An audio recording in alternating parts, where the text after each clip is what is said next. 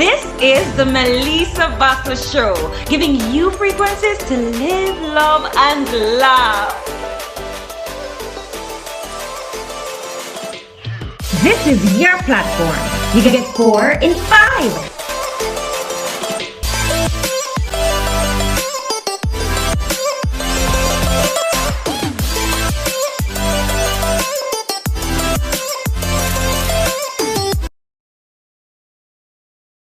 Welcome back to the Melessa Vassell Show, giving you frequencies to live, love, and laugh. It is time for the E-Block. Wait, fun fact. Did you know that this month is recognized as National Parenting Month? Well, now you do.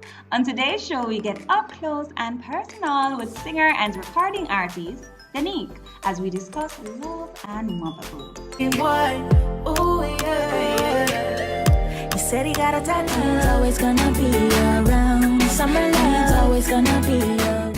Hey Denyque, what's going? Hi girl, how What's you doing? I'm good. How are you and COVID? You know, it's just been there. I kind of just ignore it, you know.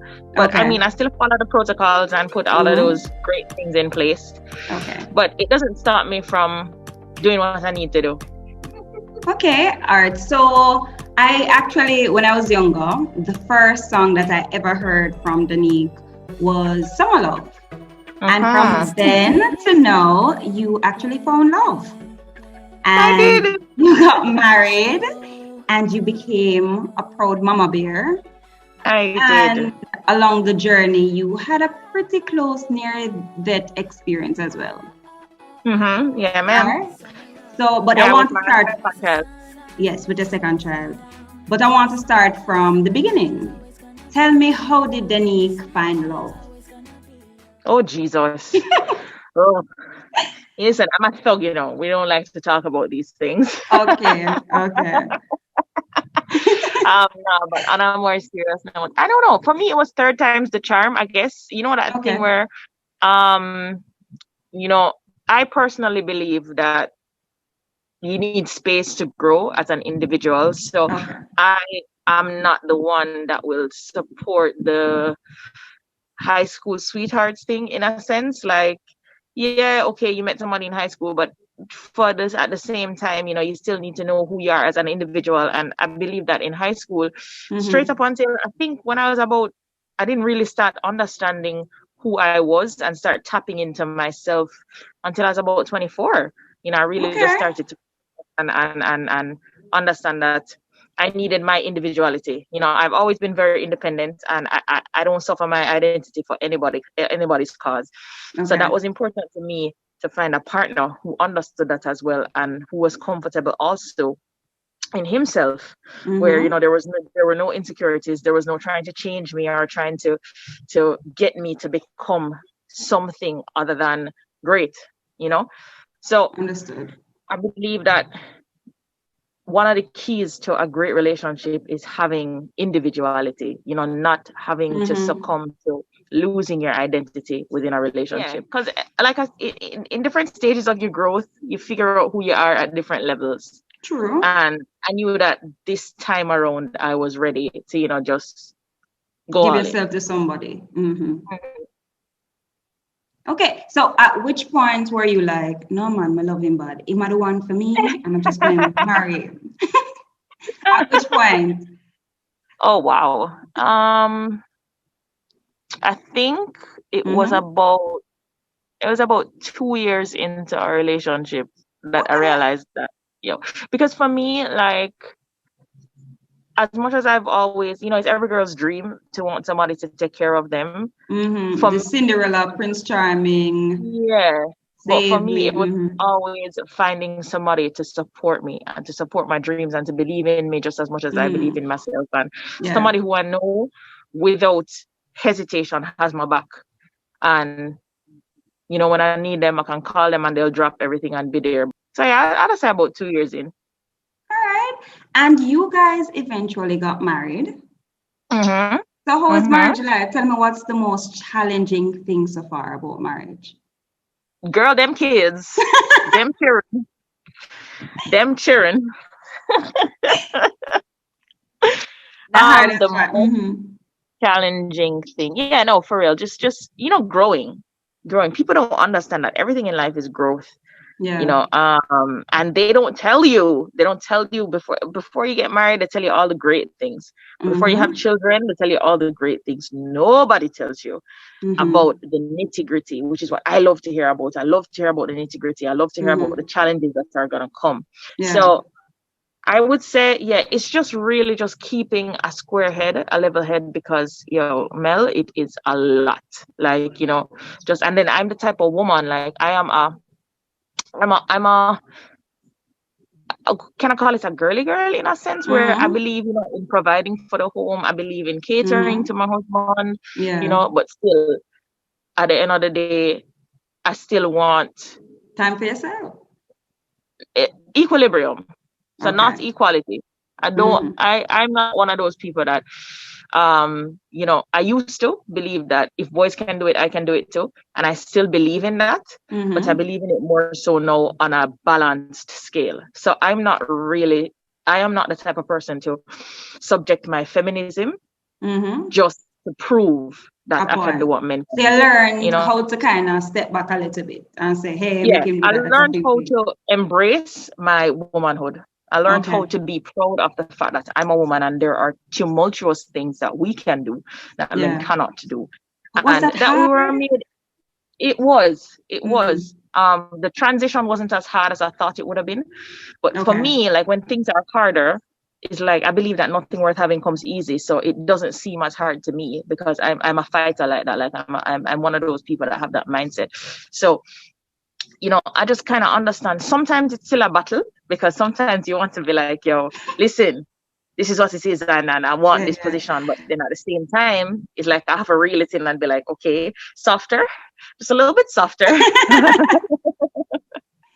Okay, so when you found out that you were pregnant, like with your very first child, your son, tell me what was your initial reaction? I was over the moon, and the minute You were? that I knew I was over You never the moon, nervous none at all?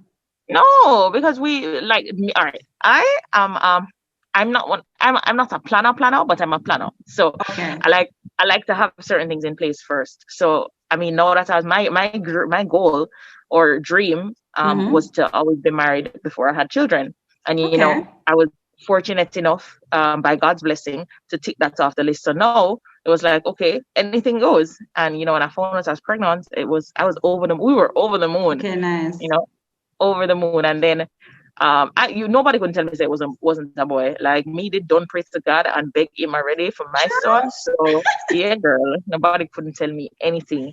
Yeah. And in about the 4th month, we did an ultrasound to check for the gender, and we found out it was a boy. And I was like, over the moon again.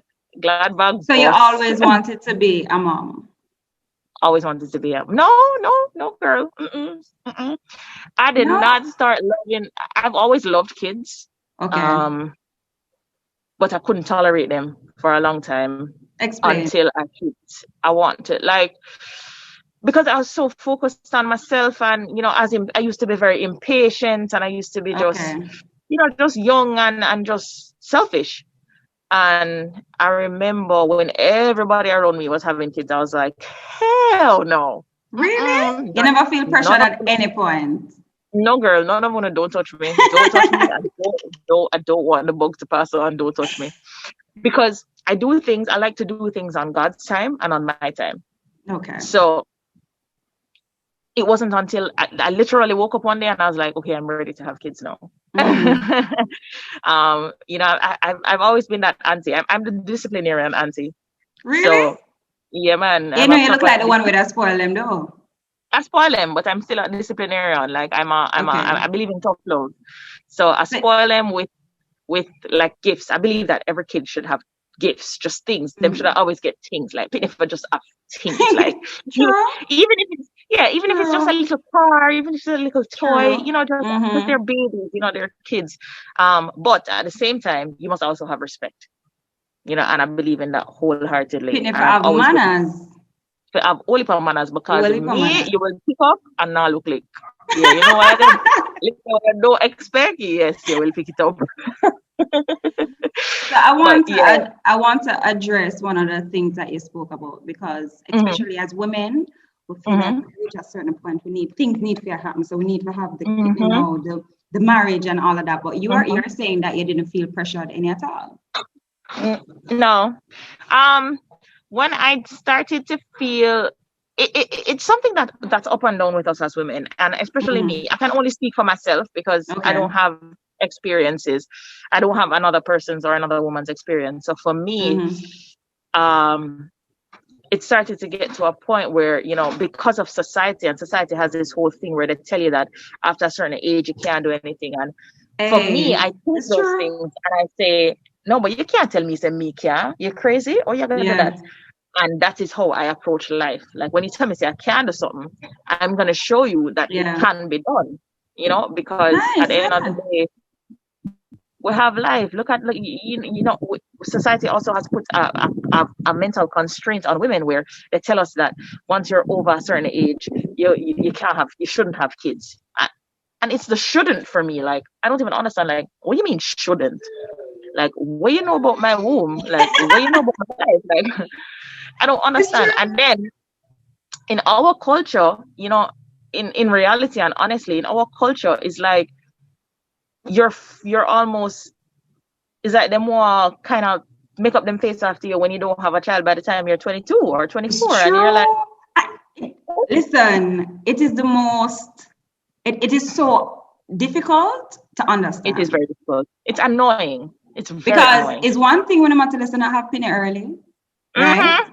And then Mm-hmm. you say, all right, I'm gonna focus on myself, I'm gonna start up my career and all of that. Mm-hmm. And when I decide to wait, they must say, no man, girl, time ago, wait, where I do? It's the most ridiculous thing. So when you talk about pressure now, The I pressure never your felt womb. pressure. I never felt pressure, but I got pressure. So Mm-hmm. just my husband's friends used to always ask him, like, Yeah, when, and my mother-in-law, and it would be like, when I'm ready. It's not gonna yeah, happen before I'm ready. So yeah. if you want it to happen before I'm ready, I mean, you could go find somebody else, Yeah, go back. But yeah, but it's not gonna happen until I'm ready, Yeah. because I truly believe that shit happens, yes, Mm-hmm. but when shit happens, we have to adjust. And I believe that accountability is very important. But for me, I personally am of the belief, Mel, that if we can wait until it's not just finances. People are under this impression that, oh, you have to wait until the money come in before you It's a have kids. It's mental not thing, about that. girl. It's a mental and emotional It's thing true. that's necessary. You have to understand that when you're home in the middle of the night and your child is screaming and you cannot figure out what's happening, you have to be at such a level of mental and emotional health where you don't Mm-hmm. try and hurt the child.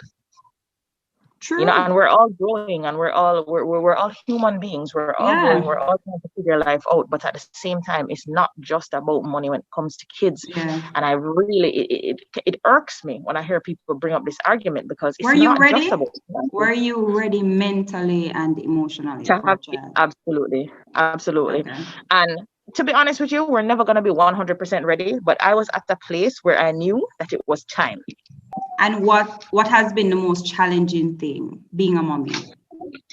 Being a mommy of two under three. You know what? Having grace with myself, really, because we're all learning at the same pace, man. Like, and it's so surreal to me to just be in this place where I'm realizing that, you know, parents talk all the time like we know everything, and we don't know everything. The kids True. teach you so much about yourself. True. But just keeping it all together, work, having to go back to work and spacing out the time and figuring out who gets to go where and what I'm gonna do in the respect that the kids have to, Yeah. be. It's like a whole mechanism, Mm-hmm. but I'm trying to figure it out. So, And and it what works. has been the most rewarding thing? Being able Mm-hmm. So there's so many rewarding things. I just love being in this space that I'm in Oh, with these kids. Yeah, man, I nice. love being a mommy. I love being a Nice. mommy. I love being their mommy. I love the concept that they teach me so much about myself, and the Mm-hmm. fact that I'm responsible for their lives. It's scary, but I am responsible for Mm-hmm. how they're raised, for the foundation that I set for them. And because I recognized where my parents went wrong, I feel like Okay. I'm better able in a position Mm-hmm. to teach them certain things. And I'm really excited about the journey. And just, Okay. seeing their faces. And when they see me, they're well, one runs and You're one crawls. excited. Yes. Tell It's just me, so amazing. I remember we were talking about, and you said no, nobody kind of really prepares you for anything. You kind of just have to learn as you go along. Hmm. Tell me what are some of the things that nobody told you, but you kind of did just have to learn for your own. Well, Both about getting pregnant, pregnancy, mhm. and being a mommy. Well, my pregnancies were good, so I can't complain about that. Mm-hmm. I had no problems in my You never pregnancies. swell up? No girl, nothing. I just had belly. Really? That's it. What nobody told me about About is, motherhood. Mm-hmm. um, the fact that when you've started to potty train, that when they poop, they're gonna take their diaper off and wipe the poop all over the place. Yeah, nobody never told me about that. No, nobody warned me about that. Oh no. I feel like a beer that's a go in your house, Denyque. I them stop Listen to now. me. I'm stress out. Stress right out. And then at the same time, so you can't really reprimand Yeah, them, or because yeah, they don't understand what they're doing. So you just yeah. have to stay calm. So if it's one thing my kids are teaching me, especially my son, Mm. is patience, girl. Okay, Holy but patience. okay. So I remember you said that, for the most part, your pregnancies were pretty easy. Mm-hmm. But for your daughter, which is your second child, Mm-hmm. in the Mm-hmm. end, it wasn't so smooth, No, it wasn't. right? So tell me And about that. well, like I said, the pregnancies, when I hit 36 weeks with both kids, I was Mm-hmm. tired of being pregnant.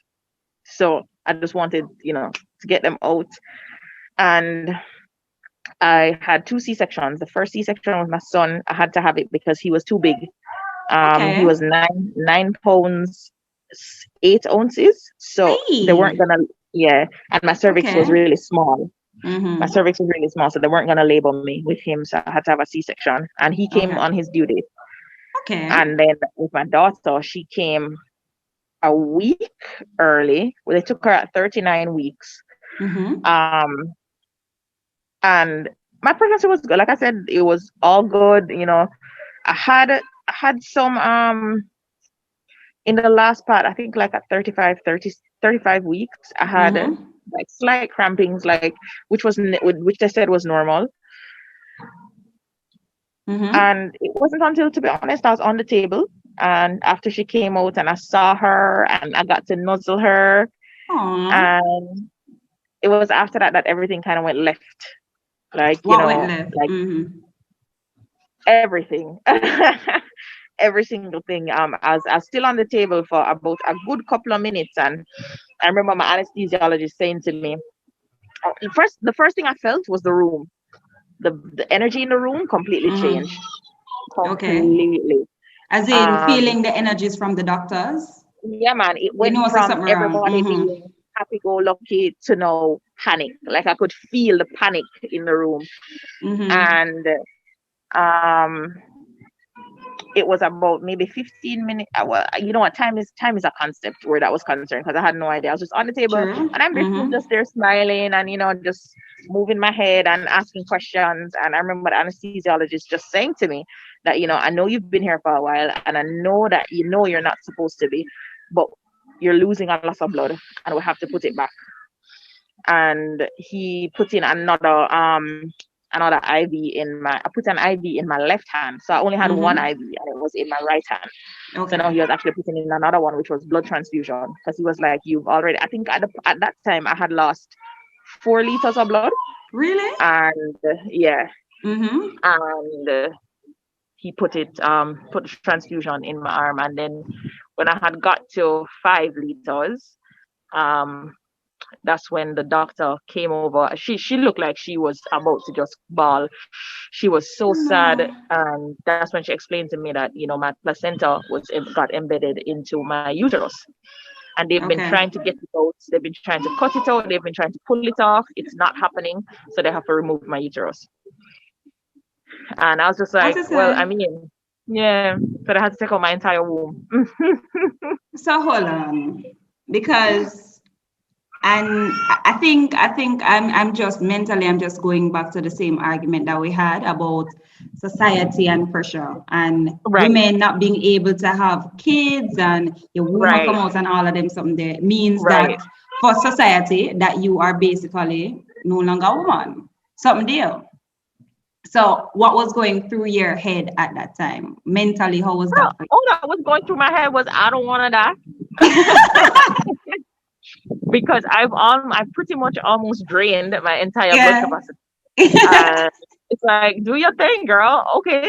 Like, I don't even think she was asking me. I think she was pretty much just telling me, like, listen, I hate that.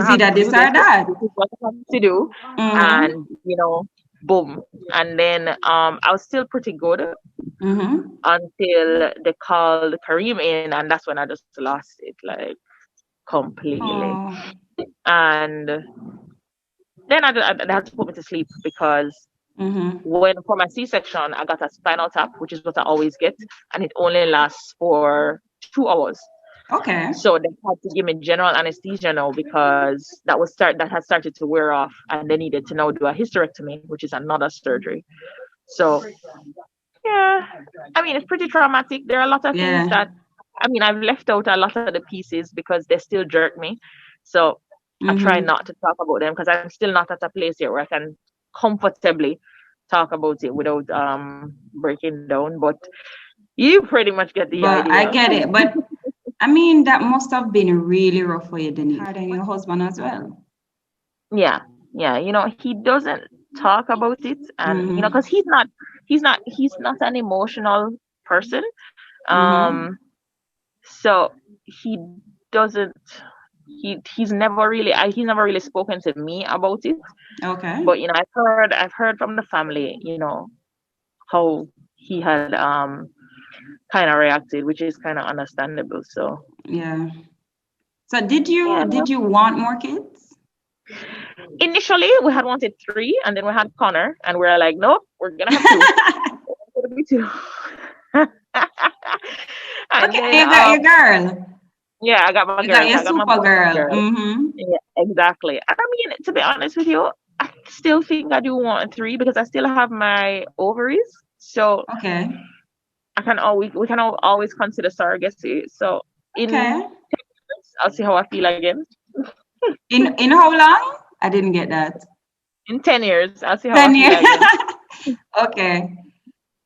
So what advice can you give to, you know, soon to be mommies or women who had to make tough decisions or have been maybe in a similar situation that you were in? What advice can you give to them? You're gonna be okay. Like, I think as women, we just want reassurance that everything is gonna be fine. You're gonna be okay, and I can tell you, just fight through it, just push through it, you know, and have a strong faith. To be honest with you, I'm Christian, so I have strong faith. You know, and I always believe that God is in my corner. And then I'm with a ministry, so they prayed over me before you know, that happened. So I believe that a strong relationship with God, or with you, with your spirituality, even if it's not God, you know, just have a strong spiritual connection, and have a lot of faith, and just stay positive. Because let me tell you something, man. People don't believe this, you know. But you see, when you change your mind, you change your life. People don't understand how mindsets and say that again, girl. You change your life, you change your mind, you change your life. It's true. It's true. Mindset and perception can really, really fuck you over. Okay, like people don't understand that. It's true. So it's very important that we focus. Yes, negative things are gonna happen. It's life. But what are you focusing on? True. What are you focusing on? Focus on the positive. Always take little bits of positivity out of any negative situation, and you'll be so surprised how you feel, how it changes, and how the situation itself changes. True. So I tell her, you're beautiful, you're gonna move mountains, you're gonna change lives. Just keep believing in yourself. That's what I tell her. Because it's so important for little girls to understand that they need to believe in themselves and they need to love themselves. It's very, very important. It sounds easier said than done, but trust me. And you know what? To be honest, you're so right, Mel, because I've had to say, I remember I spoke to a group of girls once, and I've had to say that I know I make it sound easier than it is, but that's just how words are. When you speak words, they sound easy, but when you start to do the work, so I believe in, there's something I do, and I tell all my girls, I tell anybody, male, female, no matter who it is that asks me for advice in this respect, I tell them that there are 3 steps to growth. Okay. You have to recognize the problem, decide that you're gonna fix the problem, and commit to that decision. Because without the decision to fix it, the problem is still gonna be there, and it's gonna keep coming back. Without the commitment to that decision, it's gonna keep coming back. Because, and then you're gonna regress. Regression is normal. Every 10 steps you take forward, if you take 2 steps backward, always remember that you're still 8 steps ahead. So just don't lose faith and just keep going. As we spoke about, we talk about it being a mental thing, and sometimes you really have to speak that positivity around yourself, about yourself.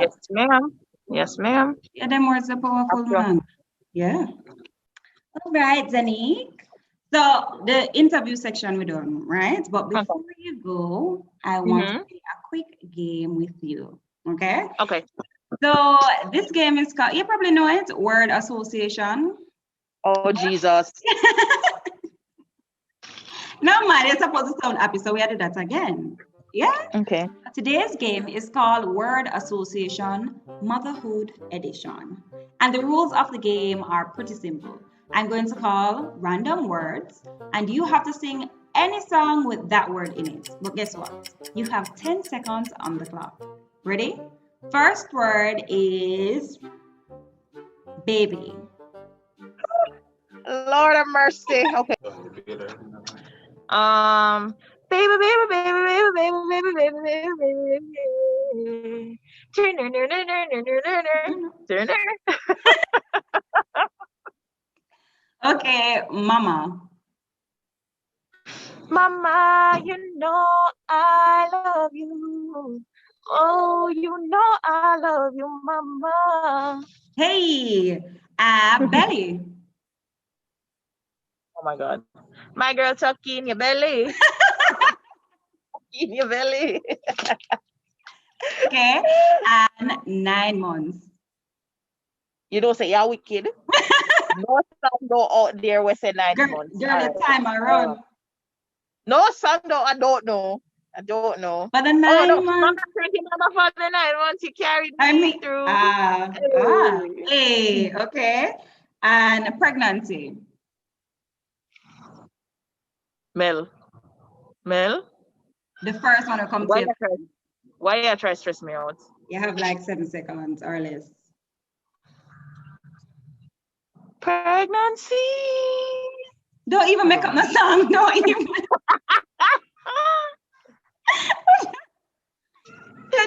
Don't even. You know, teenage pregnancy, me have something. Man, I sing. So I'm not even going to. No, girl, I don't know that song. And the final one, love. Love wanders inside, stronger than you, stronger than I. I may not even know that one. Who sing that? Can I feel like you're making up something? No, that it has begun. We cannot turn back. We can only turn into one. I will never leave you. Oh, yeah, It's girl. Mariah Carey. Whenever you go. Mariah Carey and Neil. Okay. Whenever you All call. right. All right. Me here, baby. Mm-hmm. Oh, see, there you're going good. That never had any. Yeah. Whatever. You know? All right. Thank you so much, Denyque. Thank you, Mama. Thanks for having me. I really Happy appreciate it. National Parenting Month. Oh, nice. Yes. Hello. Big up yourself. Thank you, Mama. Appreciate All right. it so much. And that is it for the E-Block. And even though I just highlighted an awesome mommy, I really want to big up the awesome daddies as well. Keep being amazing. See you next week, Friday, for Pranksters. Until then, remember to live, love, and laugh. Blessings.